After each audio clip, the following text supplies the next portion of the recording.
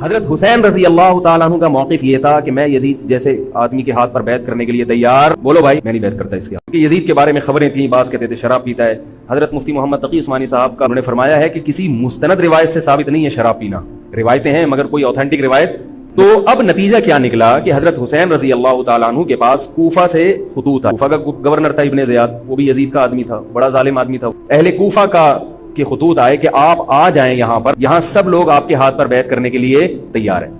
حضرت حسین کا خیال یہ تھا کہ اگر یہ سب تیار ہیں تو یزید کی حکومت بغیر لڑائی کے، بغیر بڑے قتال کے، مسلمانوں کے خون خرابے کے بغیر ختم ہو سکتی ہے۔ آئی بات سمجھ میں؟ جو انفارمیشن آپ کو ملی تھی، جو نالج آپ کو ملی تھی، وہ نالج غلط تھی۔ اگر وہ نالج صحیح ہوتی تو حضرت حسین کبھی کربلا کی طرف رخ نہ کرتے، کیونکہ حضرت حسین کا موقف بھی یہی تھا کہ مسلمانوں کی تلواریں آپس میں نہ چلیں۔ حضرت حسین رضی اللہ تعالیٰ عنہ کے پاس جب 50 سے زیادہ خطوط آئے ہیں اہل کوفہ کی طرف سے کہ آپ آئیے، آپ آئیے، آپ آئیے، تو پہلے حضرت حسین رضی اللہ تعالیٰ عنہ نے اپنے رشتہ دار جو آپ کے چچا تھے مسلم بن عقیل ان کو بھیج۔ نتیجہ کیا نکلا؟ مسلم بن عقیل کا وہاں پر حکومت نے گرفتار کر کے ان کو قتل کر دیا۔ یہ ایک ایسا ظلم تھا جس کے ظاہر ہے کہ کسی کو سفیر بنا کے بھیجا جائے، کسی کو حال احوال دیکھنے کے لیے بھیجا جائے، اور حضرت حسین کی نیت ہرگز بغاوت کی نہیں تھی، مگر کوفہ کے گورنر کو اور یزید کو یہ خیال تھا کہ خلافت کے اصل اہل یقیناً یہی ہیں، کہیں ایسا تو نہیں ہے کہ یہ امیر بننا چاہتے ہیں، یہ خلیفہ بننا چاہتے ہیں۔ ایک خوف اس کے دل میں بیٹھ گیا تھا، ایک لاشعور میں خوف ہوتا ہے نا انسان کے دل میں بیٹھ جاتا ہے کہ آپ 100 دفعہ بھی کہیں بھی میری یہ نیت نہیں ہے، مگر وہ ڈر رہا ہوتا ہے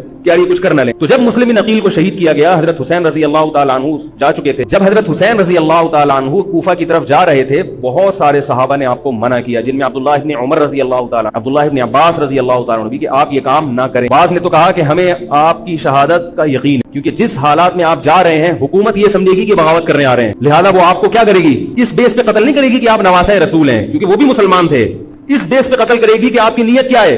حکومت کے خلاف بغاوت۔ تو ان کے پاس اپنے آپ کو برحق ثابت کرنے کے لیے ایک دلیل ہوگی کہ حکومت کا باغی جو بھی ہو اسے کیا کر دو؟ قتل۔ رسول اللہ صلی اللہ علیہ وسلم نے فرمایا، صحیح حدیث ہے، کہ جب مسلمان کسی ایک امیر پہ جمع ہو جائیں تو اس کے خلاف جو بھی اٹھے، نبی نے فرمایا اس کو قتل کر دو، کائن من کان، چاہے وہ اس کے خلاف اٹھنے والا کتنا ہی نیک کیوں نہ ہو۔ یہ حدیث کے الفاظ ہیں۔ حضرت حسین کا موقف یہ تھا کہ میں نے ابھی تک یزید کی خلافت اور حکومت کو تسلیم نہیں کیا، لہذا میں اس وعید میں داخل نہیں ہوں۔ اب ہوا یہ ہے کہ حضرت حسین رضی اللہ تعالیٰ عنہ جب گئے ہیں اور کربلا کے مقام پہ پہنچے ہیں تو وہاں آپ رضی اللہ تعالیٰ عنہ کو مسلم بن عقیل کی شہادت کا بھی پتہ چلا، اور اندازہ ہوا، میں بہت شارٹ کر کے سنا رہا ہوں، اندازہ ہوا کہ حالات ایسے نہیں ہیں جیسے میں سمجھ رہا تھا۔ عبید اللہ جو ابن زیاد تھا بدبخت، اس نے حضرت حسین کو یہ کہا کہ بغیر کسی شرط کے حضرت حسین کو گرفتار کر کے لاؤ اور میرے ہاتھ پر بیعت کراؤ۔ یہ رسول اللہ صلی اللہ علیہ وسلم کے نواسے کی توہین تھی کہ آپ صلی اللہ علیہ وسلم کے نواسے ہیں اور ان کے ساتھ ایسے معاملہ کیا جائے جیسے ایک عام شخص کے ساتھ معاملہ کرتے ہیں، ان کو گرفتار کر کے معاذ اللہ گھسیٹ کے لاؤ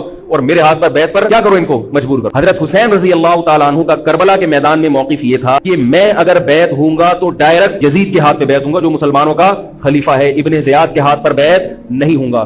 یہ بھی اس تاریخ کا ایک اہم پہلو ہے کہ حضرت حسین نے کوفہ جانے کا ارادہ ترک کر دیا اور کربلا سے شام جانے کا آپ رضی اللہ تعالیٰ عنہ نے ارادہ کر لیا، اور بعض مورخین نے لکھا ہے کہ حضرت حسین جو واپس آ رہے تھے تو وہ کربلا سے گزر رہے تھے، وہ واپسی کا راستہ ہی شام کا راستہ ہے۔ نہیں یاری بات میرے خیال سے، وہ جس ٹریک پر چل رہے تھے وہ راستہ کون سا ہے؟ وہ شام کو جاتا ہے۔ یہ اس کی علامت ہے کہ آپ یزید سے ملاقات کے لیے، مذاکرات کے لیے تیار، بولو بھائی، ہو چکے تھے کہ میں خود براہ راست یزید سے مل کے حال احوال دیکھتا ہوں، اگر مجھے سمجھ میں آیا تو میں اس کے ہاتھ میں بیعت ہو جاؤں گا۔ حضرت حسین رضی اللہ تعالیٰ عنہ کا مقصد حکومت کے خلاف تلوار اٹھانا، بولو بھائی، نہیں تھا، ورنہ وہ اس کے لیے تیار نہ ہوتے۔ مگر جو ابن زیاد تھا اس نے حضرت حسین رضی اللہ تعالیٰ عنہ اور آپ کے ساتھ جتنے اہل بیت تھے ان پر ظلم یہ کیا اس بدبخت نے کہ اس نے انہیں شام جانے کا راستہ نہیں دیا، اور اس میں اپنی توہین محسوس کی کہ میرے ہاتھ پر بیعت کیوں نہیں ہو رہے، اور لشکر بھیجا جس لشکر نے چاروں طرف سے حضرت حسین رضی اللہ تعالیٰ عنہ کو گھیرا۔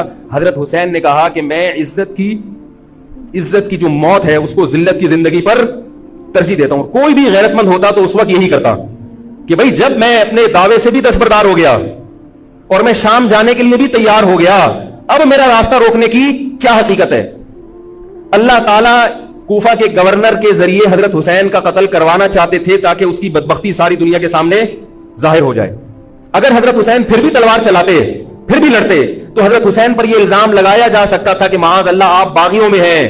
تو اللہ تعالیٰ نے اپنے نبی کے نواسے کو اس الزام سے محفوظ رکھا اور آپ نے لڑائی کا ارادہ ترک کر دیا. حضرت حسین نے کربلا کے میدان میں جو لڑائی لڑی ہے وہ اقدامی لڑائی نہیں تھی, وہ دفاعی لڑائی تھی. دیکھو جب حکومت آپ کو گھیر لے چاروں طرف سے, آپ کہیں ٹھیک ہے بھائی میں لڑائی سے دستبردار ہوتا ہوں, مجھے میرے گھر جانے دو. حضرت حسین کا ایک مطالبہ یہ بھی تھا کہ یا تو مجھے واپس جانے دو مدینہ, میں جہاں سے آیا ہوں وہیں جا رہا ہوں واپس, مکہ جانے دو یا مدینہ جانے دو. ان کا ایک مطالبہ تھا کہ نہیں, ان کو گرفتار کر کے لاؤ اور زبردستی ہمارے ہاتھ پر بیعت کراؤ. یہ ظلم تھا. نتیجہ کیا نکلا ہے کہ کربلا کے میدان میں آپ کو گھیر کر آپ کو بھی شہید کر دیا گیا, اور جتنے اہل بیت تھے مرد سوائے امام زین العابدین کے جو حضرت حسین رضی اللہ حضرت حسن کے بیٹے تھے, ان کے علاوہ جتنے بھی اہل بیت تھے ان سب کو قتل کر دیا گیا.